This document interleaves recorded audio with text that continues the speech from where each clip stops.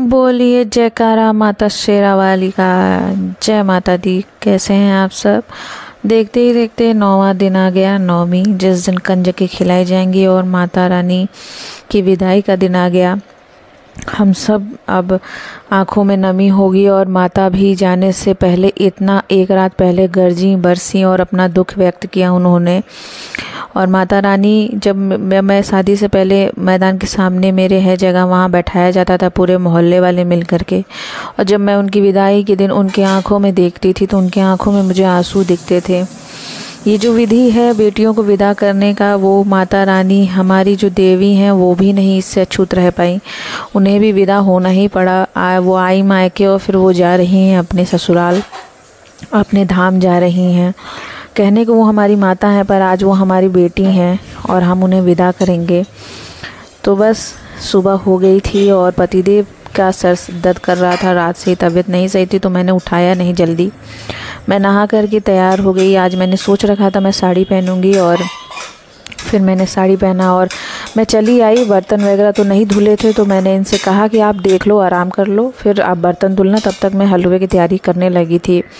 तो मैंने ढेर सारी घी में सूजी, बादाम, काजू और चीनी को भूना बाय वन।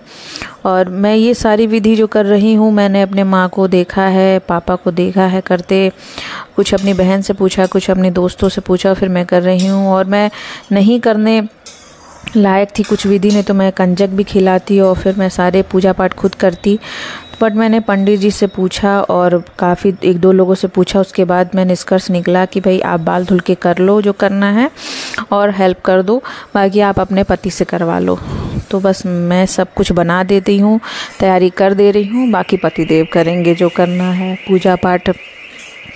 तो बस मैंने हलवा तो डाल दिया पानी, वो पक रहा था। और इसके बाद मैंने छोले कह लीजिए चाहे चने कह लीजिए, वो उसके लिए मैंने टमाटर, अदरक, जीरा, धनिया, मिर्चा ये सब पीस लिया। और फिर मैं सोच रही थी कि घी में बनाऊं कि ऑयल में बनाऊं। ये व्रत वाला ही ऑयल है पर मैंने सोचा कि चलिए प्रसाद है आज घी में बनाते हैं। तो मैंने घी डाला, तेज़पत्ता, जीरा डाल दिया था और उसके बाद मैंने मसाला डाल के फिर थोड़ा सा भुना। और उसके बाद मैंने एक जगह से बना बनाया मसाला लाती हूँ, वो भी साफ़ सुथरा बनाते हैं। तो मैं वो एक गरम मसाला कह लीजिए, वो मैंने 2 चम्मच डाल दिया। फिर मैंने चना डाला और उसके बाद मैंने इसमें हल्का सा पानी डाला, पूरा पानी भी नहीं।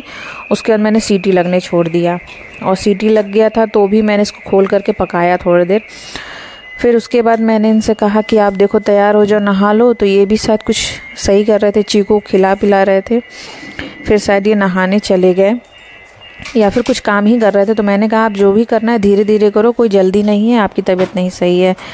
तो बस ये धीरे धीरे अपना काम कर रहे थे और चीकू भी बहुत सारा सूसू कर दी थी, उसको भी साफ़ कर रहे थे। बस उसी में लगे हुए थे, वो काम भी ज़रूरी था और मैंने ज़्यादा प्रेशर नहीं दिया क्योंकि इनकी तबीयत नहीं सही थी। देखते ही देखते आज नौमी आ गया और बहुत दुख हो रहा है, मुझे अच्छा नहीं लग रहा है। दिन रात का भजन कीर्तन, माता रानी की आरती और सब एकदम होता तो है, रेगुलर पूजा सुबह शाम होता है, पर वो जो माता रानी के आने से होता है, जो फेस्टिव वाइब होता है, वो सब अब महसूस नहीं होगा। बहुत अजीब सा लगेगा, खाली खाली लगेगा, घर भी सूना सूना लगेगा। खैर पूड़ियाँ मैंने बेली और ख़ुद तली। उसके बाद मैंने इनसे कहा कि भाई अब जल्दी कर लो, बन गया है सब और नहा लो।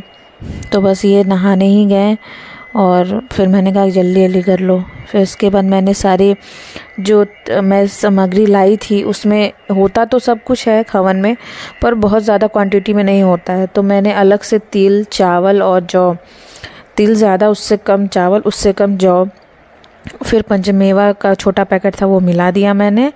पंचमेवा के नाम पे तो कुछ होता नहीं उसमें, लेकिन फिर भी जो भी था मैंने मिला दिया और मैंने घी डाल दिया और मिला दिया। मैं सब तैयारी करके उनको दे रही थी कि उन पे ज़्यादा प्रेशर ना पड़े और ज़्यादा वो ना हो, क्योंकि उनकी तबीयत नहीं सही थी।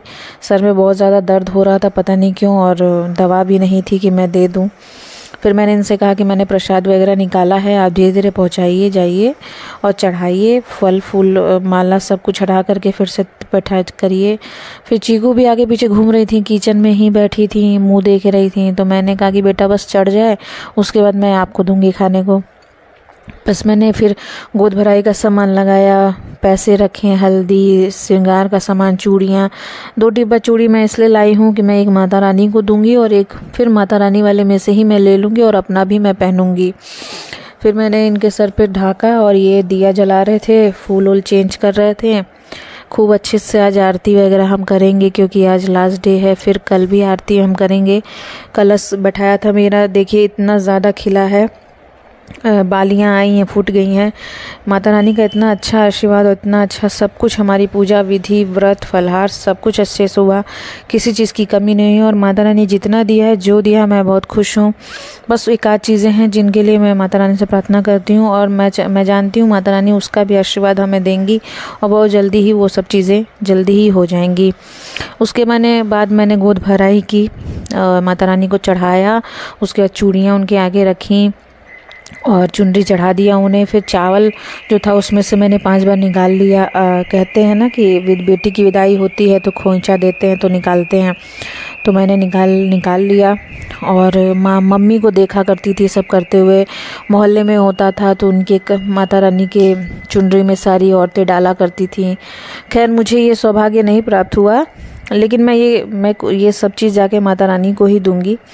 और अभी हमने कलश नहीं हिलाया इस समय, हम शाम में हिला देंगे और फिर कल विसर्जन होगा। जब माता रानी का विसर्जन होगा तो उसी के साथ हमने विसर्जन कर देना है। फिर ये अपना पाठ कर रहे थे और चालीसा वगैरह पढ़ रहे थे।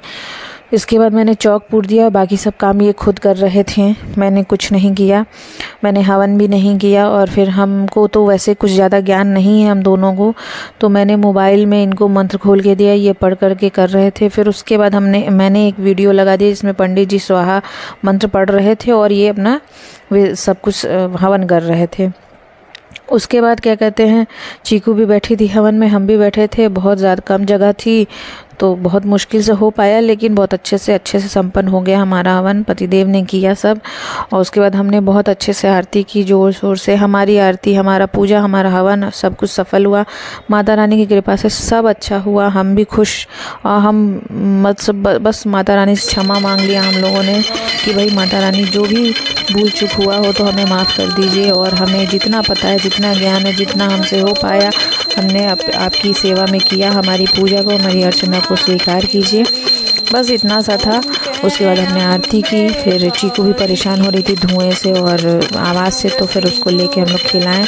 और अब आप लोग बताइएगा कि आप लोग का नवमी कंजका खिलाना और पूजा कैसा गया। फिर मिलते हैं नए ब्लॉग में। जय माता दी, जय माता दी, जय माता दी। जोर से बोलो जय माता।